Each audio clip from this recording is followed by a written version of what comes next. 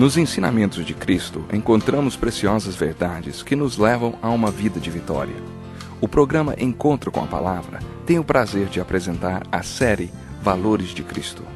Acompanhe mais este programa e saiba que você também pode viver os valores de Cristo. Com vocês agora, Pastor Edson Bruno.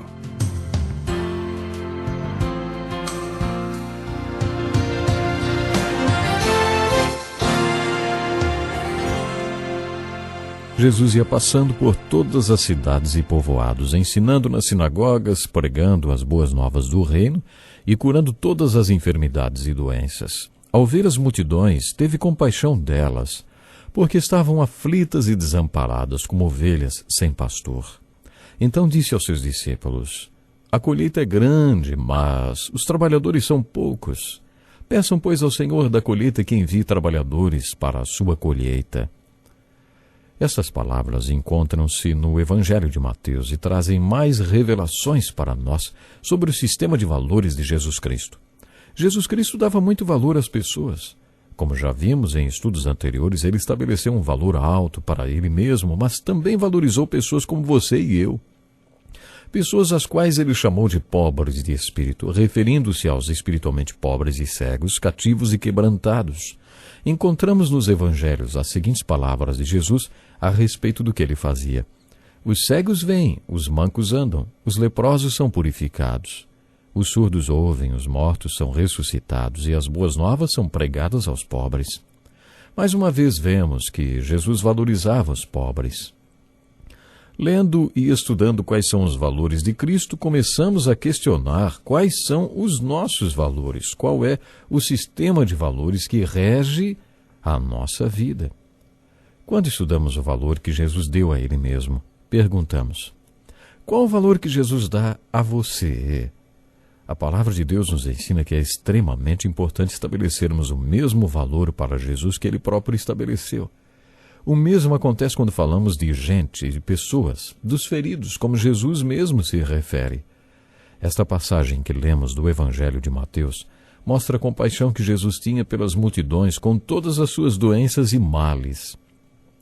Hoje os problemas são todos institucionalizados. Eu explico. Quando alguém passa por um surto, entra em uma crise, vai para uma instituição, para ser tratado. Se o caso é de uma doença terminal, ele é levado para uma outra instituição. Se o problema for alcoolismo, existe uma instituição só para quem tem esse problema, do álcool, de alcoolismo. Assim acabamos não vendo essas pessoas. Todas elas estão em instituições. Todas elas estão escondidas. As instituições que temos hoje, na verdade, são fruto do ministério de Jesus que despertou na sociedade a necessidade de cuidar das pessoas. Por isso, no tempo de Jesus, ainda não existia nenhuma delas. Os problemas, portanto, não eram institucionalizados. Assim, quando Jesus olhava para as multidões, ele via todos os problemas. Esses problemas estavam logo ali, bem na frente dele, no meio do povo, às margens do mar da Galileia, nos montes, ou onde quer que fossem. E ao olhar para essas pessoas, Jesus se enchia de compaixão.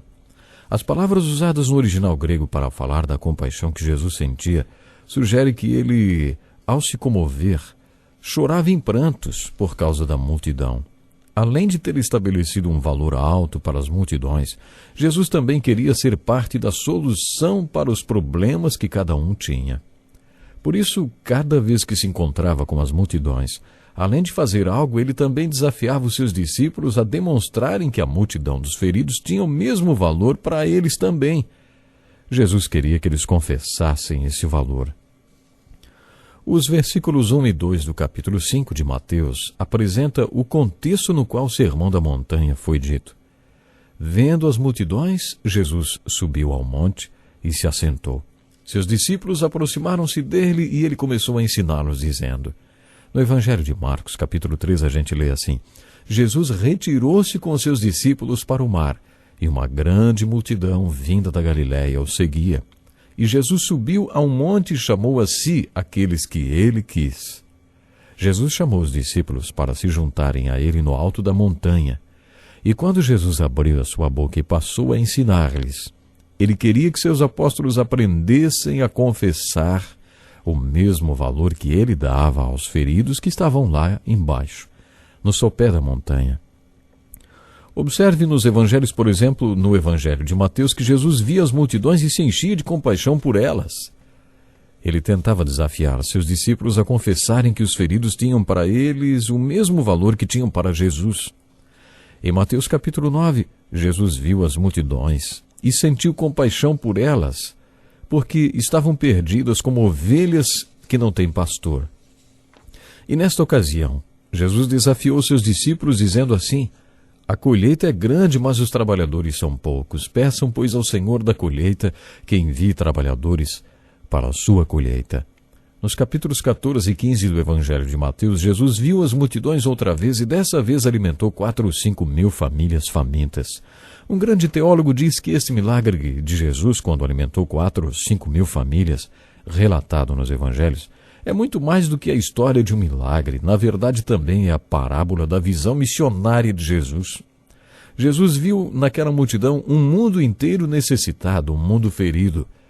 Por isso ele colocou os discípulos, os apóstolos, entre ele e a multidão e sua dor, e passou sua provisão para as multidões através das mãos dos discípulos.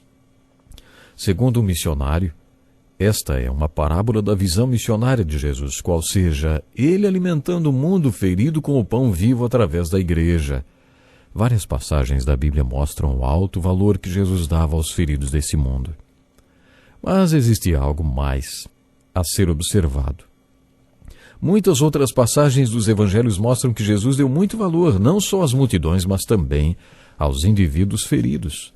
No capítulo 20 de Mateus temos vários desses exemplos. Lemos sobre 2 cegos sentados no caminho que ouviram Jesus passar e gritaram: Senhor, filho de Davi, tem misericórdia de nós. Jesus parou e lhes perguntou: o que vocês querem que eu lhes faça? E eles responderam: Senhor, queremos que se abram os nossos olhos. Jesus, movido por sua compaixão, tocou nos olhos deles e imediatamente eles passaram a enxergar e a segui-lo. Nesse episódio, a multidão que acompanhava Jesus não deu o mesmo valor que ele deu àqueles 2 cegos. Talvez eles achassem que Jesus não queria ser incomodado por 2 homens cegos. A multidão tinha proibido aqueles 2 homens de importunar Jesus, mas Jesus não fez disso um empecilho e, movido pela compaixão, ministrou a eles. No primeiro capítulo de Marcos, versículos 40 a 42, lemos sobre um leproso que buscou Jesus e, caindo de joelhos diante dele, clamou: Se quiseres, pode purificar-me. Lemos que, cheio de compaixão, Jesus estendeu a mão, tocou nele e disse: Quero sim, seja purificado. E imediatamente o leproso ficou limpo. Você percebeu como a Bíblia sempre faz referência à compaixão de Jesus? Cheio de compaixão, Jesus estendeu a mão, tocou nele e disse: Quero, seja purificado. Sabe, eu fico impressionado ao ver que nesta ocasião Jesus não se importou com o que a multidão iria dizer. Em Marcos, capítulo 3, nos primeiros 5 versículos, lemos que enquanto Jesus estava em Cafarnaum, foi a uma sinagoga e observou um homem com a mão deformada. Como era sábado, os inimigos de Jesus ficaram de olho nele. Será que Jesus ia curar a mão daquele homem? Se Jesus o curasse, eles o prenderiam. Imagine a situação, mas Jesus pediu que o homem se levantasse e ficasse em frente da congregação. E, voltando-se para seus inimigos, perguntou: O que é permitido fazer no sábado, o bem ou o mal, salvar a vida ou matar? Mas ninguém respondeu nada. Jesus olhou ao redor, irritado com a indiferença deles para com as necessidades dos outros, e disse ao homem: Estenda a mão. O homem a estendeu e imediatamente foi curado. É impressionante o comportamento daqueles líderes religiosos. Eles tinham a lei tão arraigada em seus corações que, para não infringir a lei que proibia trabalhar no sábado, eles preferiam deixar de aliviar o sofrimento humano. Com sua pergunta, Jesus lhes mostrou como eles estavam sendo tolos e indiferentes às necessidades humanas. Eles não davam nenhum valor aos feridos, mas Jesus estabeleceu um valor tremendo aos feridos do mundo.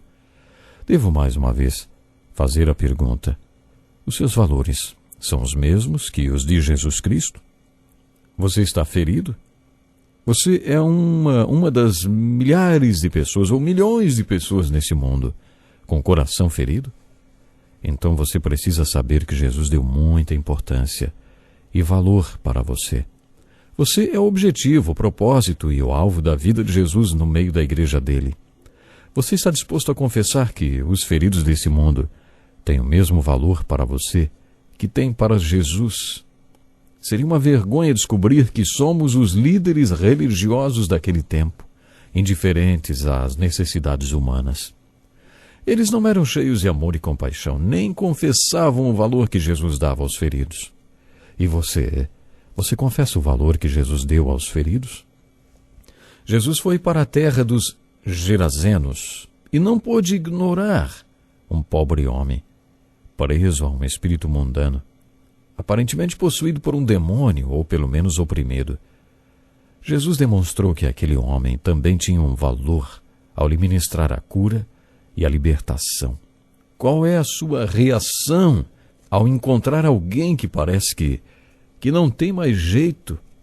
Ao encontrar pessoas que aparentemente são irremediavelmente cativas? Existe hoje tanta gente viciada. Existe hoje tanta gente escrava dos vícios. Da próxima vez que isso acontecer, lembre-se do valor que Jesus deu ao coração ferido. Isso, e declare que você dá o mesmo valor aos feridos desse mundo que Jesus deu, o mesmo valor que Jesus deu. Nós estamos estudando, não esqueça, os valores de Jesus Cristo. E Jesus Cristo dava muito valor às pessoas. E como já vimos em estudos anteriores, ele estabeleceu um valor alto para ele mesmo, mas também valorizou pessoas como você e eu. Pessoas às quais ele chamou de pobres de espírito, referindo-se aos espiritualmente pobres e cegos, cativos e quebrantados. E é simplesmente maravilhoso a gente ver um Jesus demonstrando valor exatamente para estas pessoas pobres, cativas, cegos, quebrantados. E como é bom encontrarmos no Evangelho as palavras de Jesus a respeito do que ele fazia quando diz: os cegos veem, os mancos andam, os leprosos são purificados, os surdos ouvem, os mortos são ressuscitados e as boas novas são pregadas aos pobres. Como é maravilhoso a gente ver, não? O valor que Jesus dava a todos aqueles que estavam à sua volta. Meu desejo é que Deus possa lhe abençoar cada dia mais. Até o próximo programa e que Deus lhe dê muitas bênçãos especiais.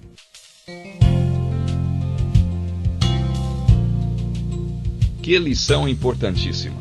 Obrigado, Pastor Edson Bruno. Prezado ouvinte, coloque em prática o que você ouviu aqui. Sem dúvida, sua vida será grandemente abençoada. Este é um estudo escrito pelo Dr. Dick Woodward, na voz do Pastor Edson Bruno. Escreva-nos e solicite o material. Nosso endereço é Encontro com a Palavra, Caixa Postal 2011, CEP 89201-970, Joinville, Santa Catarina. Até o nosso próximo Encontro com a Palavra.